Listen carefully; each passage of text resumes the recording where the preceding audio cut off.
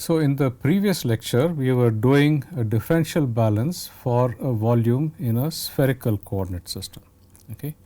If you recall, spherical coordinate system has three coordinates r, theta and phi. R is the radial coordinate, theta is the azimuthal coordinate, the angle made by the position vector with the z axis, and phi is the meridional coordinate, the projection of the position vector on the x y plane. The angle made with respect to the x axis is the meridional angle phi. The increment in the coordinate is related to the distance travelled as follows. An increment delta r in the r coordinate, okay, results in a distance travelled of delta r. Increment of delta theta in the theta coordinate travelled, which is equal to the radius times the angle in radians, that is r delta theta. And in the phi coordinate, the radius is the distance along the phi plane, which is r sin theta times delta phi. Okay. And therefore, we had the scale factors, the relations between the increment in the coordinate and the distance travelled. Okay. So, the distance travelled is the scale factor times the increment in the coordinate. Then we had constructed a volume bounded by surfaces of constant coordinate. Two surfaces of constant r at r minus delta r by 2 and r plus delta r by 2. The surface areas are h theta delta theta times h phi delta phi. Similarly, for the theta direction at theta minus delta theta by 2 and theta plus delta theta by 2, areas are h r delta r and h phi delta phi perpendicular to the theta direction. Similarly, along the phi direction, and then we had written the mass balance equation for these surfaces. Change in mass in a time delta t is equal to mass in minus mass out plus the production. Change in mass is just the change in concentration multiplied by the volume itself. In this case, the volume has to contain the scale factors h r, h theta and h phi. Mass in and mass out. Mass in at r minus delta r by 2 is equal to the flux, the convective plus diffusive flux multiplied by the perpendicular area, perpendicular to the r direction, is h theta delta theta h phi delta phi. That is the mass in at r minus delta r by 2. Mass out at r plus delta r by 2 is V r plus c times J r multiplied by the area at r plus delta r by 2. Note that these areas do depend upon r. Okay. As you go further outwards, the surface area depends upon r. Okay. It is proportional to r square. Similarly, in the theta and phi directions. Okay. And then there was this additional production term. Okay. And then we divide by h r delta r, h theta delta theta, h phi delta phi times delta t. Divide by the total volume and divide by the total time interval. Okay. And we had done that and we had got the mass conservation equation in difference form here. It contains these scale factors. Okay. It contains these scale factors in the numerator. These scale factors depend upon position. So, they are not equal on the two surfaces. So, therefore, these scale factors have to be included in the balance. Okay. And then you take the limit as delta t goes to 0, delta r goes to 0, delta theta goes to 0 and delta phi goes to 0. Okay. And this is the conservation equation you get. There is a common factor of h r, h theta, h phi on all the terms on the right side, because you are dividing throughout by the volume. Okay. Because you are dividing all terms by the volume, there is a common factor of h r, h theta, h phi coming out on the left side. The derivative of the perpendicular area in blue times the flux. Okay. And of course, in this case I have cancelled out delta theta and delta phi in the numerator and denominator. The perpendicular area contains the scale factors. Okay. Similarly, in the three coordinates. Okay. And on this basis I had got this conservation equation. Okay. I had substituted h r is equal to 1, h theta is equal to r and h phi is equal to r sin theta. scaled equations, these differential equations. Okay. Recall when I had derived the equation in a Cartesian coordinate system, okay, I had written the equation as partial c by partial t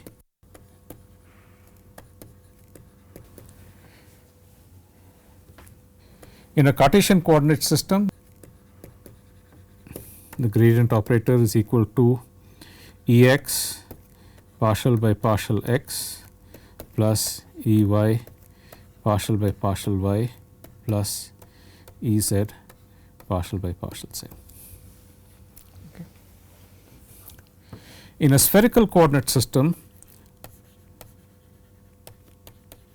it cannot be written this way because all coordinates do not have the dimensions of length. Therefore, the gradient operator has to be written as Er by Hr d by dr plus E theta by H theta d by d theta plus E phi by H phi partial by partial phi. Okay. Which if I substitute Hr, H theta and H phi, I get Er d by dr plus E theta by r partial by partial theta plus E phi by r sin theta partial by partial phi. Okay. With this expression, you can write the flux as minus d grad c, okay, which will tell us that Jr is equal to minus d partial c by partial r, J theta is equal to minus d by r partial c by partial theta, and J phi is equal to minus d by r sin theta.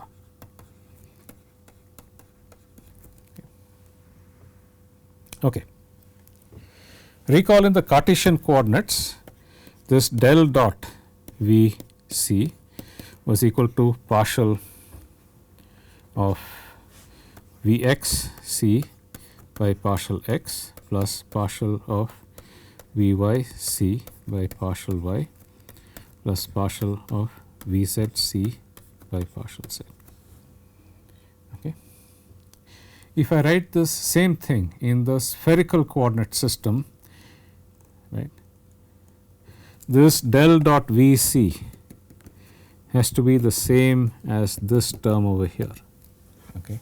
This del dot Vc has to be the same as this term over here, okay, because that is the left side of the equation. The convective term on the left side is divergence of V times c. Okay. Therefore, in a spherical coordinate system,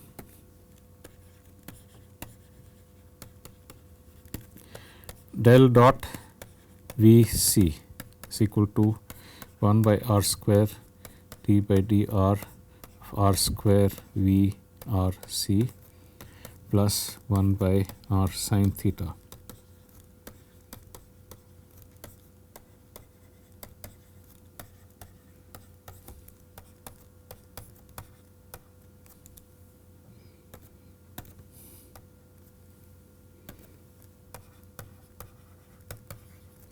Partial of V phi c by partial phi. Okay.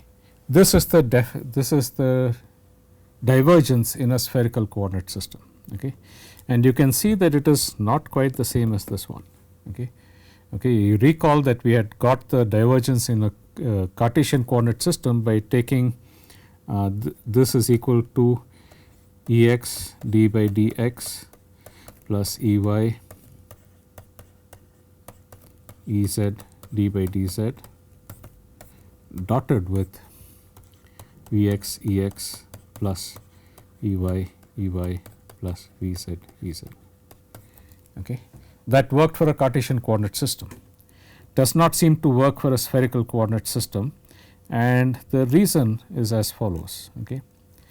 If I write this in this manner, okay, using the definition of gradient, Er by Hr partial by partial r plus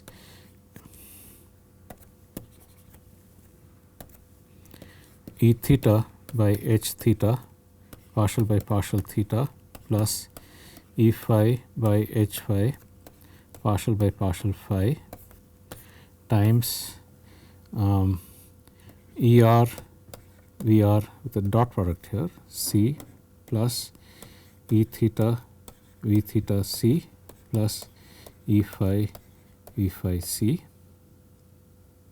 Okay. It does not seem that it gives you this particular result. Okay. It does not seem that it gives you this particular result, but actually it does. The reason is because you can see that there is a derivative here. That derivative acts both on the scalar components as well as all the unit vectors. Okay. In this particular spherical coordinate system, the unit vectors do depend upon position. Okay. The unit vectors do depend upon position, and therefore, you have to take the derivatives of the unit vectors as well. And if you do that correctly, you will get this expression for the divergence. And recall also that in a Cartesian coordinate system, you had written partial C by partial T plus del dot Bc is equal to minus D del square C plus S if the diffusivity is a constant, okay, where del square is the Laplacian. Okay. And that Laplacian can also be obtained from this expression on the right by setting the diffusivity a constant, and you just take the diffusion coefficient outside. Okay. And if you do that, you will get the Laplacian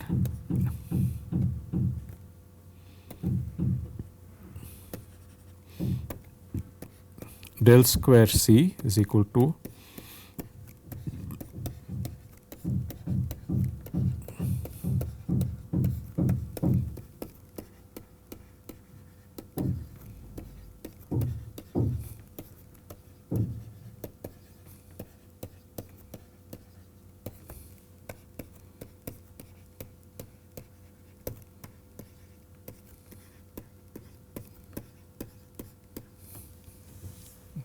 So, the short point I am trying to make here is that in Cartesian coordinate system as well as in spherical coordinate system, and indeed in any orthogonal coordinate system, the mass conservation equation can be written as partial C by partial T plus del dot V C is equal to D del square C plus the source, and the flux can be written as minus D grad C.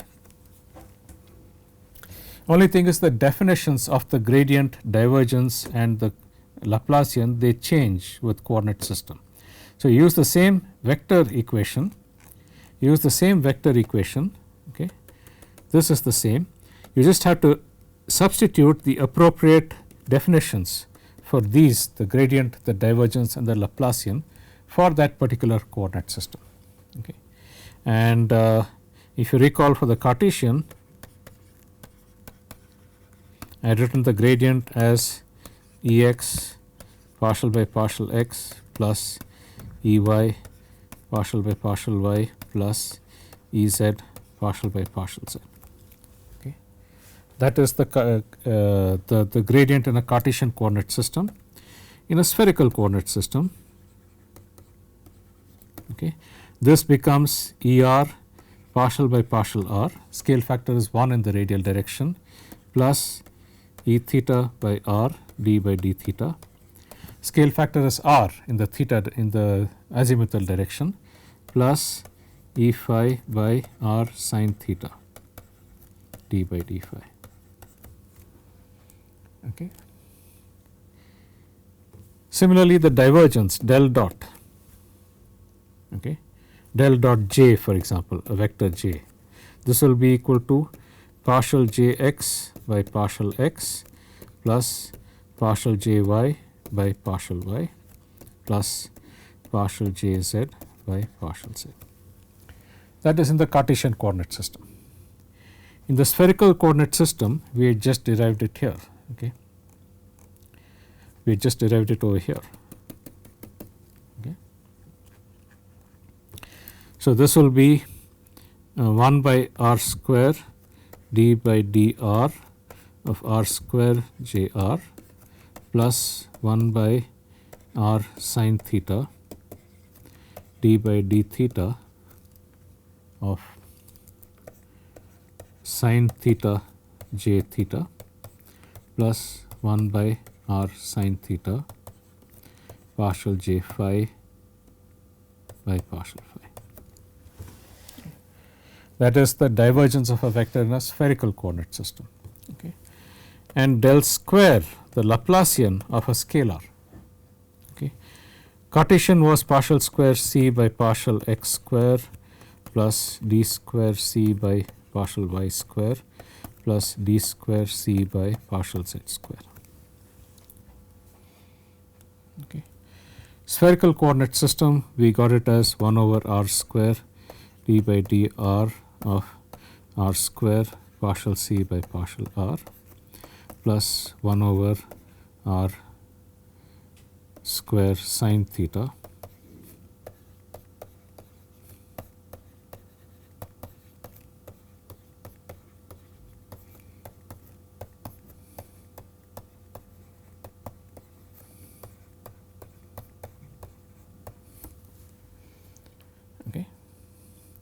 So, with these definitions and with this same common equation for mass momentum for mass conservation, we can use it for any spherical coordinate. Okay.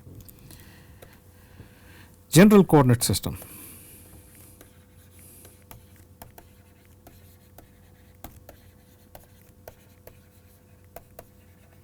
Okay.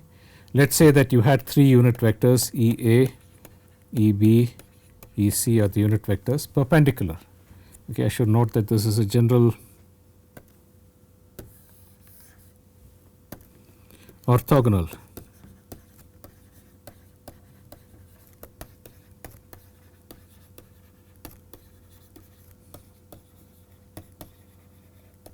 Okay. And the scale factors are HA, HB and HC. Okay, general orthogonal coordinate system with unit vectors EA, EB and EC and scale factors HA, HB and HC. Okay. Then the gradient is equal to 1 by HA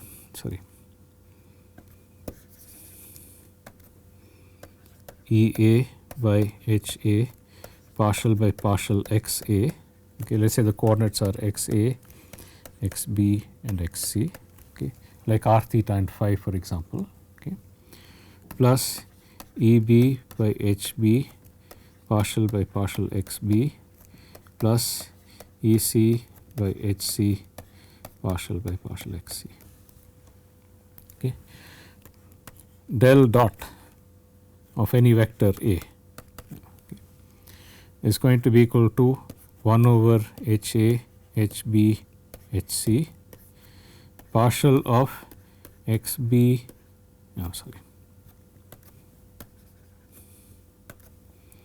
HB, HC, AA.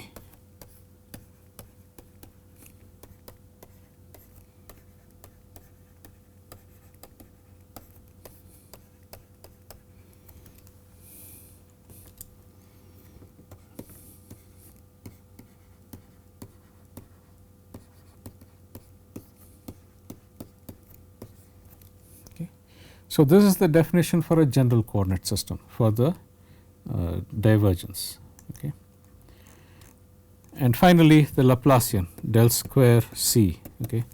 I have to just substitute the gradient of C in the components of the vector here and I will get 1 over HA, HB, HC partial by partial XA of HB, HC by HA partial AA by partial XA plus partial by partial XB of HC, HA by HB partial AB by partial XB plus partial by partial XC of HA, HB by HC partial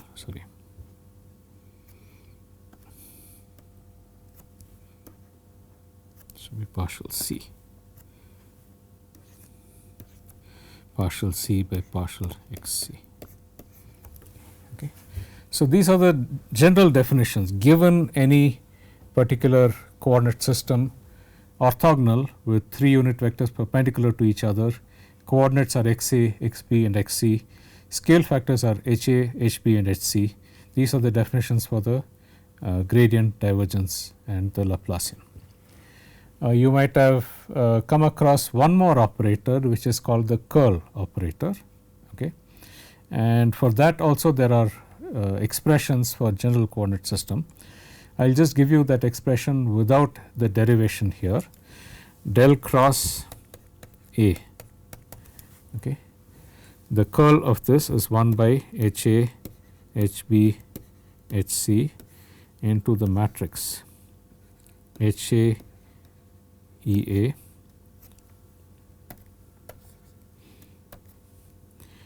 HB, EB, HC, EC, okay, partial by partial XA, partial by partial XB, partial by partial XC and HA, AA, HC, AC. Okay. You have to evaluate the determinant of that matrix, divide throughout by HA, HB and HC, you will get the curl, where EA, EB and EC are the 3 unit vectors. Okay. So, we had these operators here, the gradient, divergence and the curl operator. Let us look a little bit more detail in what those things mean. Okay. The gradient. Okay. This is equal to, for example,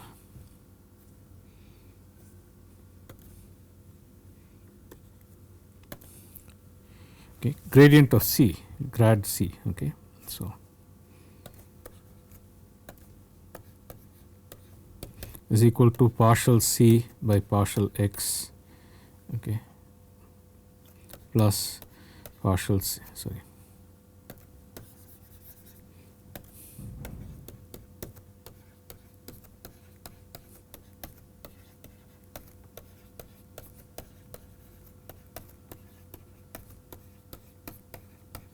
Okay, that was the gradient in the Cartesian coordinate system.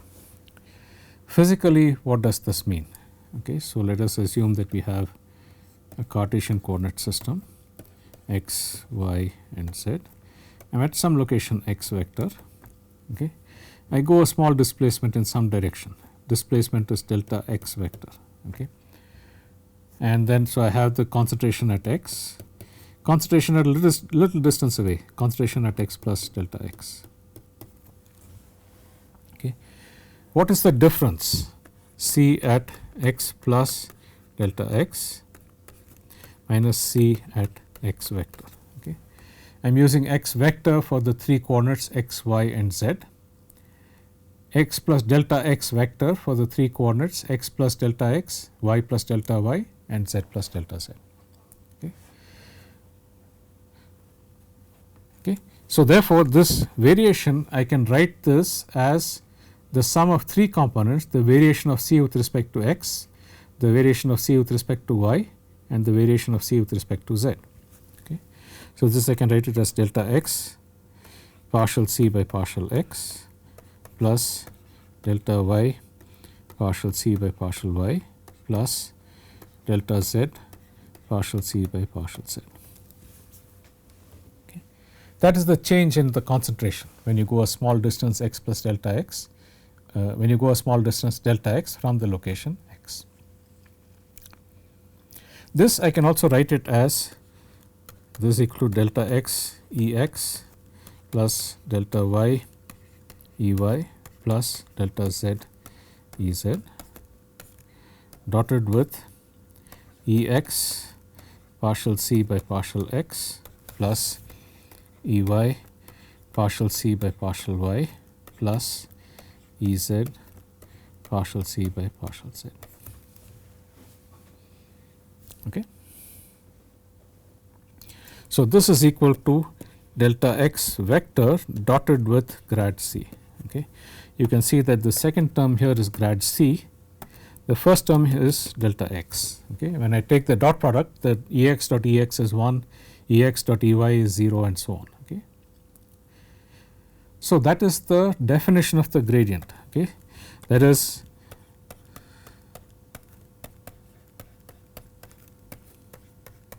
okay.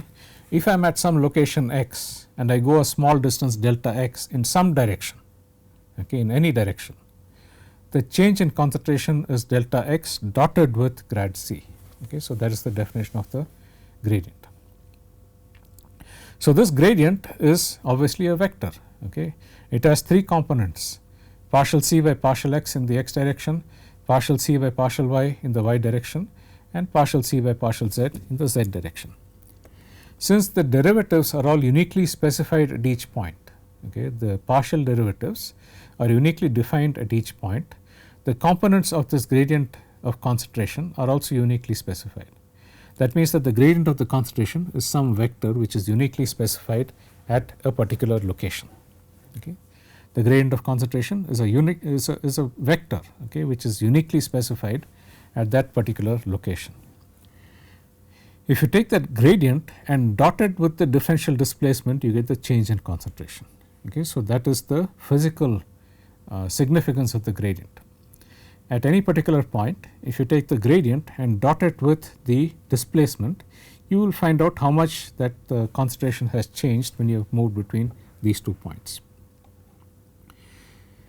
If the gradient is if you take displacements of equal length in different directions, okay, if you take displacements of equal length in different directions, then delta x dot grad c, okay, sorry, grad c is maximum when delta x vector, the displacement vector, is along, is parallel to, okay, grad c. Okay. That means that grad c gives you the direction of maximum variation of concentration. Okay. So, that is the gradient. Okay. The grad c is the direction of maximum concentration variation. Okay. Therefore, grad c is the direction of concentration, maximum concentration variation. Also, delta x dotted with grad c is equal to 0 if delta x is perpendicular to grad c. Okay. Note that delta x is a vector. So, perpendicular to, I am sorry, note that grad c is a vector. That means perpendicular to grad c is a surface. Okay. Perpendicular to grad c is a surface. Okay. That means that the gradient of the concentration is perpendicular to surfaces of constant concentration. Okay. So, that is the physical interpretation of this gradient vector. Okay. So, the gradient of a scalar field is along the direction is uniquely specified at each point in space. The gradient of a scalar field is a vector that is uniquely specified at each point in space. It is along the direction of maximum variation of the concentration of the scalar. Okay. The gradient of the scalar is along the direction of maximum variation of that scalar. It is perpendicular to surfaces of constant value. Okay. So, it is perpendicular to, for example, a surface of constant concentration. Okay. So, there is a physical interpretation of a gradient. It is a vector for a scalar field along the direction of maximum variation and perpendicular to surfaces of constant concentration. Okay. So, the gradient is a vector derivative. Okay. It is equal to we had looked at the definition of the gradient. Now, there is an integral theorem related to the gradient. Okay. So, between any 2 points A and B. Okay. If I take any curve between these 2 points A and B, okay, integral between these 2 points A and B of the differential vector displacement, okay, along this curve. So, I have this curve here. You can define the differential vector displacement as the tangent to this curve. Okay. Therefore, this differential vector displacement dot grad c is equal to C at the location B minus C at the location A. Okay. So, this is the integral theorem for the gradient. Okay. Integral of the gradient along a path between A and B is equal to the difference in the concentration between the two endpoints. Now, this has several implications. Okay. An important implication is that since it only depends upon the concentration at the endpoints, it does not depend upon what path you take to go from one point to the other. Okay. You can go along any path from from A to B. This left hand side is going to be the same for all of them because the right hand side is the same. The other implication is that if I start at some point and come back to that same point, this integral between the same point, okay, A and A of dx dot grad C, this has to be equal to 0. Okay, that is the second implication. Okay. Now, how do you prove this? How do you prove this? Okay. You divide this into different infinitesimal intervals. Okay, so I will call this as delta x1, delta x2, etc. Okay, up to delta xn. Okay. So, along this curve I have different points. Okay, this is A, this is x1, this is x2, this is x3, etc. Okay, and I will call this as delta x1, the displacement delta x2, delta x3, etc. And I write this expression for each of these curves. Okay, delta x1 dot grad C is equal to the concentration at x1 minus the concentration at A. Okay. Delta x2 dot grad C for this interval is going to be equal to C at x2 minus C at x1, okay, etc. Okay, until I get delta xn dot grad C is equal to C at B minus C at xn. Okay. For each of these intervals going all the way from A to B. Okay. And you can see that this x1 at the end point of the first interval, beginning of the next interval will cancel out, x2 will cancel out, okay, and so on, all will cancel out. And if I sum all of these, basically what I will get is summation of delta xi dot grad C is equal to Cb minus Ca. Okay. And in the limit as delta x becomes small, this summation is equal to integral between A and B dx dot grad C. Okay. So, that is basically the theorem, integral relation for this gradient. Okay. So, the gradient is one of the vector operators that we will use in this course. Divergence and Laplacian. So, I will discuss in the next class the physical significance of divergence and the physical significance of the Laplacian before we go on to deriving mass conservation equation in vector form and then extending it to momentum conservation. I will continue this in the next lecture. We will see you then.